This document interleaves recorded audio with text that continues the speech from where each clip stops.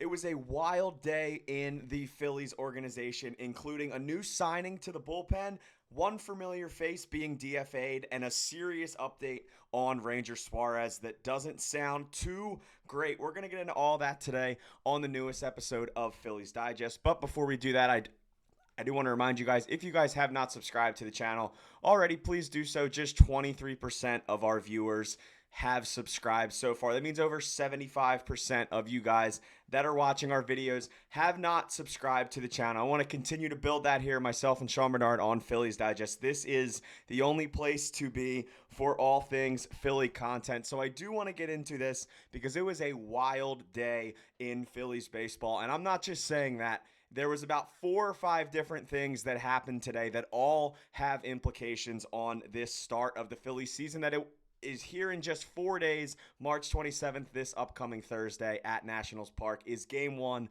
of 162. So first, this morning, we got the update here from Todd Zalecki that the Phillies optioned Michael Mercado to AAA. It likely meant at the time that Matt Strahm will be on the opening day roster.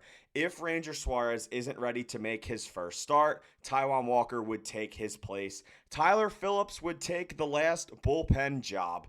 That is what we all thought was going to happen. I had basically my roster set other than the last bench spot with Clemens.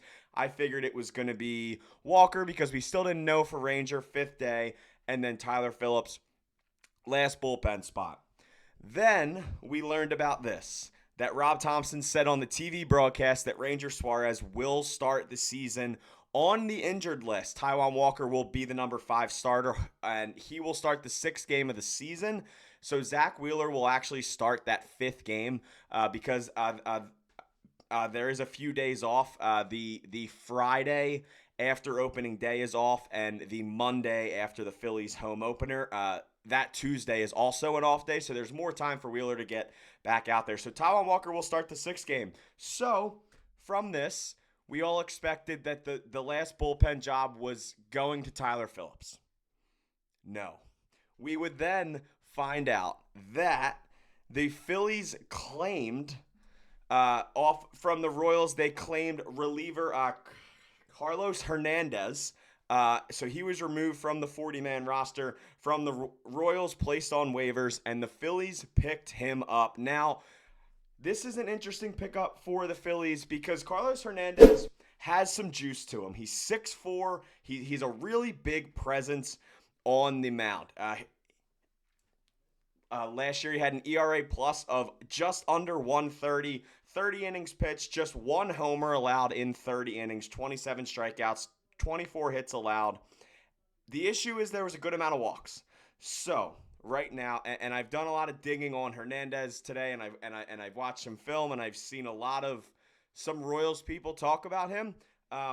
He has a lot of juice to him. He mainly hits 100 just about every outing he's out there. He sits around the 98 mark. The issue with Hernandez is it seems like he has a hard time throwing some strikes right now. That was sort of his issue last season, but the Phillies are obviously trying to tap into this potential here. I think they'd rather give him a try than trot out Phillips in the bullpen. I think we all know the big Tyler Phillips 2-week spree where he had the complete game shutout and everything looked great. And then he allowed 6 earned runs an outing for a month straight, and it was really bad. I don't think the Phillies wanted to go into the season with Tyler Phillips in their bullpen. Listen, this time yesterday, yeah, it seemed like that was the plan because I had a feeling that Phillips would make it, over Mercado, but then Mercado got optioned this morning, so I thought that was Phillips' job to lose. Indeed, it was. So now it will be Carlos Hernandez out there. A few more nuggets here really quick. We found out today that Rob Thomson also said that there's going to be a little lineup tinkering. He said it could be maybe Turner leading off against a lefty and Schwarber leading off against a righty. But most importantly, the top 4 guys will stay in whatever order he decides them. The top 4 hitters in the order will always be Schwarber, Trey, Harper, Bohm. And that's exactly how it should be. I don't really think there's any, ifs, ands, or buts there because those are the top 4 hitters on the Phillies. But I think this is kind of interesting from Rob Thomson, and I will say I do like it. This has been a thing that teams around the league have been doing a lot over the years. The Yankees did something similar to this last year. The Orioles were very big on this last year. They kind of have a lefty lineup and a righty lineup. And when I say that, that's not the players switching. And that's not Brandon Marsh coming out specifically if it's a lefty, because he is going to be the everyday center fielder. They're going to have him out there against lefties. Opening day, the Phillies will face a lefty. Marsh will be out there. It's not about what guys are out there. It's about how you attack a certain handed pitcher in order. So maybe if it's a righty, then you want to lead off with a lefty. If it's a lefty, then you want to lead off with a righty. So I think they're going to be doing some tinkering. Granted, once they get to the playoffs and later in the season, I don't expect them to be going back and forth through the lineup. I think they're going to kind of settle on some things. But right now, I think it's something absolutely worth trying out, because on one side of the argument, it is the crowd that says you have to switch something up.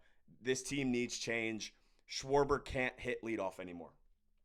The other side of the crowd is go look at the Phillies' regular season record when Kyle Schwarber hits in the leadoff spot. And yes, I get it. We're not here to just win regular season games. But the matter of the fact is, Phillies win baseball games when Kyle Schwarber's in the leadoff spot. I have been pro Schwarber leadoff forever. I'm also very pro of this offseason of sort of changing something up. And I think if there's a guy to replace Schwarber with in that leadoff spot, it is absolutely Trey. So I think it seems like they're going to sort of try out some things. And I don't think there's any harm there, considering Schwarber has hit leadoff in the last 5 spring training games. I think there's going to be games where you see Trey lead off, and I think there's going to be games where you see Schwarber lead off. Another little nugget from today. I know there is so many. Last one really quick. Johan Rojas has been told that he did make the team, which wasn't really a huge shock. I think there was a chance that he wouldn't, just because he did have an option remaining. But Rojas will be on the opening day roster. And just a quick little jersey note. He is switching from number 18 to number 23 this season. Last worn by Jeff Hoffman. Before that, Cody Clemens. And before that, guys like Jay Bruce, Kyle Garlick, Aaron Altair. It is a legendary Phillies jersey number. So let's hope maybe the jersey number will, fresh start for Rojas. I am pretty high on Rojas coming into this year. I don't think he's going to be playing a ton like he did last year. But I think this year it's a good chance for him to prove that he can be a serviceable bench guy. He's an unbelievable defender. The issue is the bat. If the bat is improving, then the Phillies are going to have him up here, because the defense is unbelievable. So once again, I do want to kind of run sort of through this really quick. So first note, once again, Michael Mercado option to AAA. He will not be on the team. Second note, Ranger Suarez headed to the IL. Taijuan Walker will be the 5th starter. Third note, claimed Carlos Hernandez DFA'd Tyler Phillips. I can't remember if I said that Tyler Phillips was DFA'd earlier. I definitely should have said that earlier. I apologize. So to clear a spot on the 40-man roster, Phillips was DFA'd. Number 4 here, lineup, the obvious, Trey leads off against a lefty. Schwarber leads off against a righty. And then 5th, we had Rojas making the team, switching from number 18 to 23. So once again, a lot went on today for the Philadelphia Phillies. We have 4 days until opening day. It'll be Zack Wheeler versus Mackenzie Gore at Nationals Park at 4 o'clock on March 27th. I am excited. I hope you guys are excited. And I hope you guys are excited to continue for more videos here on Phillies Digest. Myself and Sean Bernard will be posting 10 videos a week throughout the Phillies season. I promise you right now, we are the #1 Phillies content on YouTube. There is nobody better. So once again, if you have not hit that subscribe button already, please do so. Just 23% of you guys that are watching our videos have subscribed. Let's get that number up, and I will see you guys on the next episode of Phillies Digest. My name is Luke Arcaini.